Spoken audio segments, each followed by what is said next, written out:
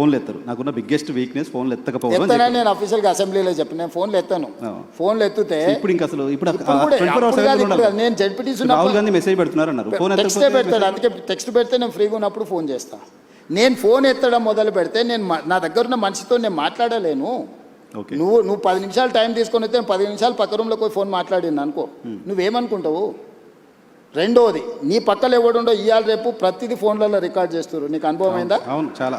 Speaker phone on చేసి చూడు ఇప్పుడు ముఖ్యమంత్రితో మాట్లాడతాను, రాత్రి 12ంటికి ఫోన్ చేస్తాడు. వాడు నాకు దగ్గరోడు, ఏం చేస్తున్నావు అన్న అంటాడు. రాత్రి 12ంటికి ఏం చేస్తావా?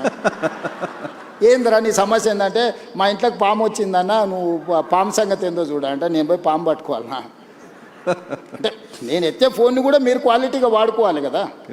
నిజంగా ఓ ఆపత్తు ఉంది, ఓ కష్టం ఉంది, లేకపోతే సంతోషం ఉంది అన్న, మా ఇంటికి ఫంక్షన్ ఉంది మీరు రావాలి, లేదు నాకు ఈ ప్రాబ్లం ఉంది పలానా వాళ్ళకి చెప్పంటే పర్వాలేదు.